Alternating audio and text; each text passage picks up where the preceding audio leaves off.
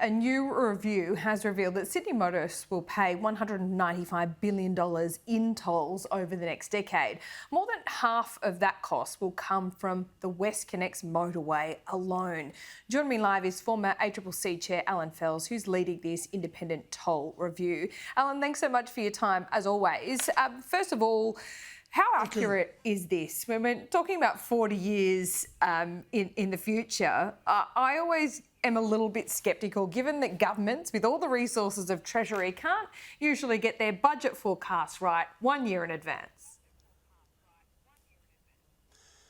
Well, these are specific prices, fixed contracts that operate for 30 or 40 years, so the prices are definite. Now, the 195 assumes inflation of normal inflation of about 2.5% a year. If you take that inflation out and talk about today's prices, it's about 123 billion, and that's an exact price. Right, and this says that Sydney is the most tolled city in the world, but isn't it now up to governments, the state government, the New South Wales government in particular, to bring these tolls down? I mean, what are we doing with this report if it's not going to do anything with this information? Can the government bring tolls down? Well, it's out there in public. The government, I believe, has already said it will look into implementing it. They wouldn't have asked for this report unless they expected pretty strong recommendations. They've got them. In the end, it is up to the government. They are talking about doing toll reform. What does that look like? What have you recommended? Well, legislation, the establishment of a state tollco to take back control, to set prices, to inject competition, to get other pro-motorist reforms. We've also proposed a price reset or restructure at the beginning where there'd be a unified pricing system. At the moment, there are 13 toll roads. Each price has been set differently for different reasons. It needs to be unified, simplified, made more consistent, more fairer, and we've got a specific proposal how to do that with just a couple of key principles. If tolls are too high in Sydney, what do you put behind them increasing? Sydney motorists using them more often, I should say. Well, we are very worried about so-called toll saturation. That is, motorists face such big toll bills, they'll stop using toll roads and add to congestion on non-toll roads. So we believe initially restructure the tolls without motorists paying more, tollcos getting less, but quite a big restructure, including two-way tolling on harbour crossings and the Eastern Distributor, and that will make most motorists better off, but harbour users, crossers, will pay more. Longer term, there needs to be a review of the level of price.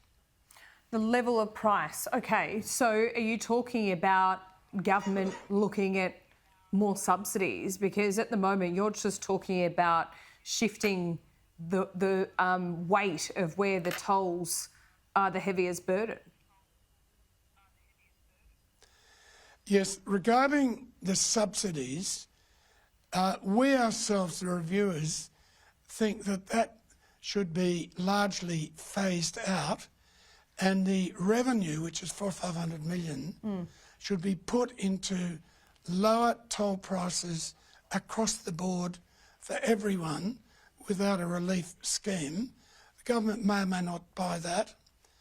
And also, in the longer term, the review would be by an independent body that's trusted, the IPART, which would look at the public interest, but also the rights and reasonable expectations of toll operators. Is the problem here, in your view, and do you see Transurban as a monopoly here? Is that part of the problem?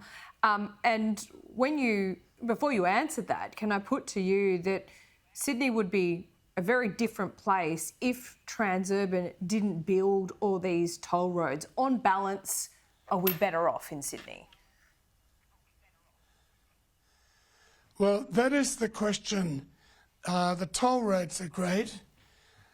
Have we paid too much for them?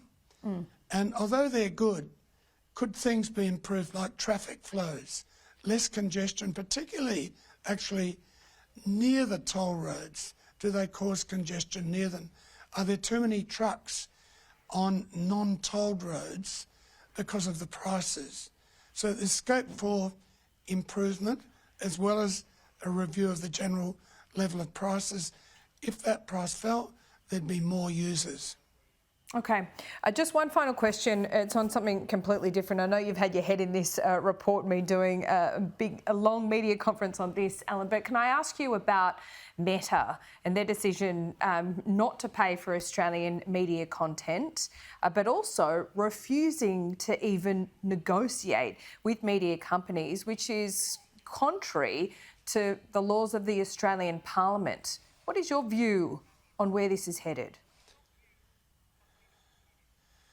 Well, the government needs to act.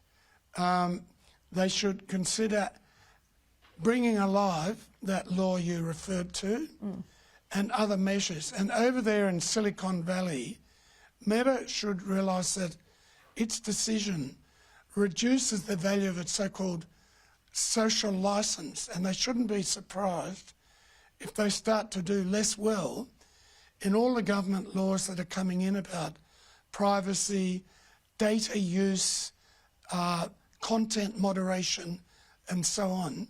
So I'd be very surprised if they weren't losers from this decision.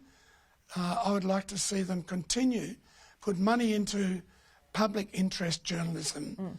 It's needed because it's in crisis, in real decline, public interest journalism. Allan Fels, thanks so much for your time. Appreciate it.